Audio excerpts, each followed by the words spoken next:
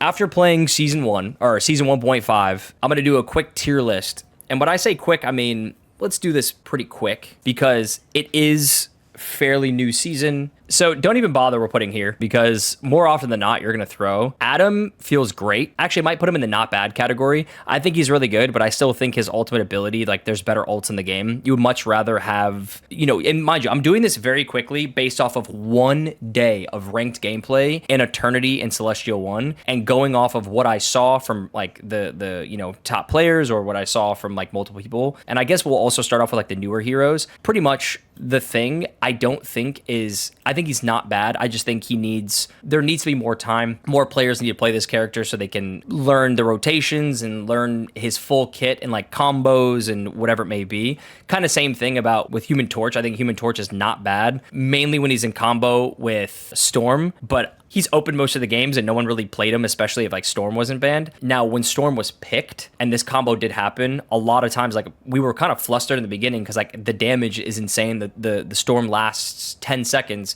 but Storm's HP doesn't change. So a lot of times what we used to do when Storm would ult is we would just blow her up immediately just to kill her and then, if we had the opportunity to. And the same thing happens here. Since the HP pool doesn't necessarily change, you just blow her up and then you kill her. Groot is great because a lot of people are playing the thing and Groot is a great counter because he can't break walls. Once he charges forward, he pretty much leaves his entire team behind him. You wall him off and you kill him. And if he tries to run back, you just wall him off and you kill him. And it seems to be working pretty well. Cloak, I still think is amazing. I think that goes for a lot of supports. I would, if I had to put it in a specific order, I would basically put it as Luna first for sure. I think Luna is better than Cloak because it's a 12-second ult versus how many seconds it lasts now. And it's, you don't die by a Magneto ult right away. So I think that's going to be really good. Captain America, I think is not bad. I think we need to see more of him. Like I said, I don't think he's that bad, but I haven't seen him enough and haven't seen him picked. A lot of people are playing the thing. I mean,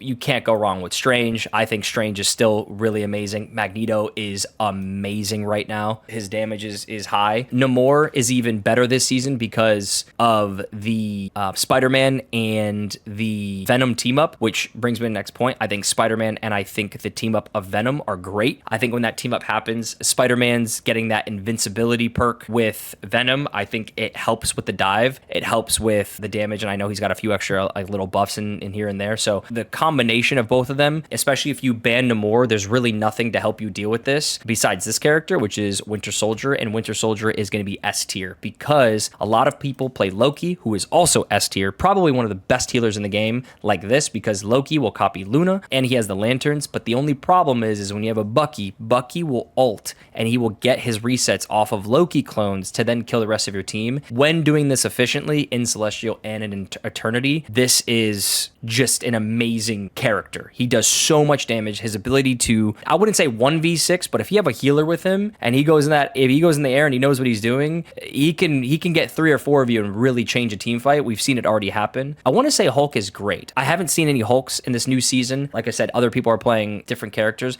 I definitely think if Hulk was with Doctor Strange when you have the Gamma team up, you don't really see Punisher too much because Hela's still picked. And I think Hela with that buff is amazing. She's still doing a lot of damage. If you can hit the headshots, you can hit it now from farther and do more damage. So I definitely think that Hela is back into play and it is really good. I'm going to put Hawkeye at not bad. I don't think Hawkeye is bad, but I don't think he's great. I think you have to have insane aim for him to be good. There's still not a whole lot of value besides if you can just hit some crazy headshots.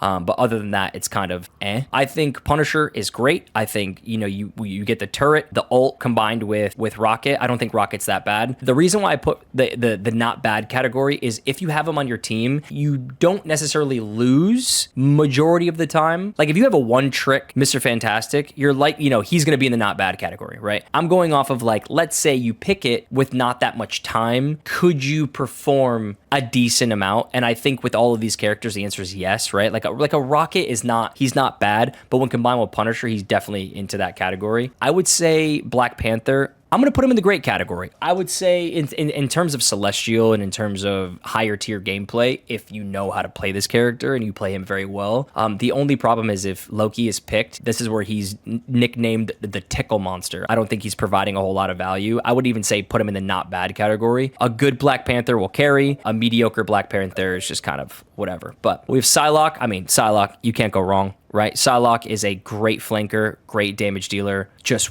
really, really, really good at her job. I would even say in Celestial, I might even put her in the not bad category, even though I think she can be S tier in a lot of people's hands. I wouldn't say a lot, but like kind of, decent amount of people's hands. I definitely don't think she's as strong as because if you have a Namor on the team, then she just kind of, you kind of just kill her. Magic, I want to say is great for obvious reasons. I think Magic is just really, really good. She's strong in the back line. Penny is going to be, don't even bother, especially in Celestial. Don't bother. There's no need. There's no anything. I'm going to put Iron Man at meh. If there's not a team up with the Gamma, this character's just meh. Like, it's good, it's there. I think Mantis is not bad. If you triple support back in the other season, I would put her here. She's great as a thing. But because Luna and Loki both can copy, or Loki can copy Luna, you have 24 seconds of invulnerability. If you're lacking a little bit of damage, I do think she is the best counter dive healer because she can also sleep, which brings me to Invisible Woman. She's amazing because she's pushes Doctor Strange's away. She helps with Wolverines. She helps with any dive characters and pushes them away. This character just requires a lot of mechanical skill, in my opinion, but I think she's a phenomenal hero, and as the season is going on, I do think that she has a place. Iron Fist is great. I mean, it's borderline even not bad, but I would put him in the great category because he does have an insane health pool now. Like an insanely huge health pool, which makes him annoying. And he just messes you up in the background, and it's just, he's so difficult to deal with now. He also does percentage base on his third hit, so if he goes for tanks, he just can kill tanks, which brings me to Wolverine. That's about as tier as it gets right here. I mean, Wolverine is just, he's a monster, he's a menace. Ban him every match, it doesn't matter. Jeff, don't even bother. I would put him in the mad category. There is some times where Jeff is good, where there's gonna be maps where he can eat people and throw them off the map, but there's those Jeff 1 tricks that there's none of that, right?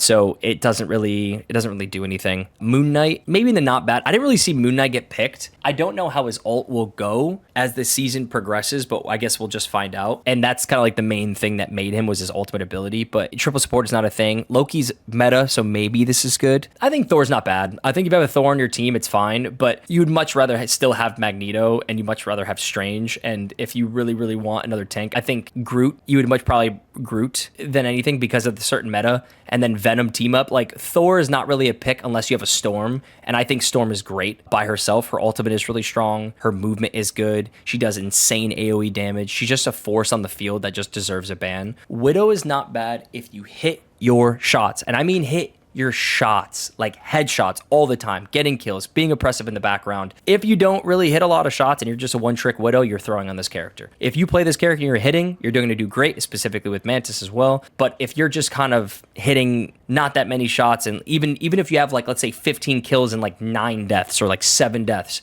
you could easily pick any one of these other characters and try to do better. Scarlet, still meh. The team up is where this is going to be, where she's going to be better with Magneto. But even still, there's just other DPS out there. You definitely can be good at this character. I think every single character on this entire list has the ability to be good. But Scarlet is just, you would much rather on your team a Namor than a Scarlet. You would much rather a Wolverine or a Bucky or a Hela, right? Like, you would just much more rather heroes that feel like they're doing more, and they are doing more. Squirrel Girl, not bad. I think Squirrel Girl does a F ton of damage, but let's say she takes 3 body shots to kill a support.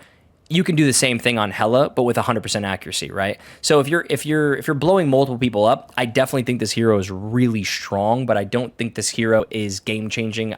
Like, if I have this hero on my team, I'm like, it's not bad, right? Like, you're not going, oh wow, nice, we have this on our team, right? Where I think every character from great and above that you see them on your team, you're like, good. I'm glad I have these guys on my team, which also brings me to Star-Lord. I also, to finish it off, I think Star-Lord is in the right hands, specifically in Celestial. On day 1, there is tons of Star-Lords with great movement, great ult management, and just, again, with the whole no triple support thing, because triple support, the ults are taking longer for triple support. Or like, if you, let's say you play triple support and you ult, it used to be like Cloak would ult, then Luna, then Loki would copy Luna, and then you have a full minute where you're not doing anything. So you weren't really getting a DPS ult off in the middle of this, where Star-Lord is now able to use his ult if he times it efficiently, especially with double DPS or double healer. And then let's say they have a rocket, and let's say they have an invisible woman. I mean, at that point, it happens. You're getting your ult off much more. So this is good. But yeah, I think if I were to look at this, and submit it off of like my day one, this is how it is.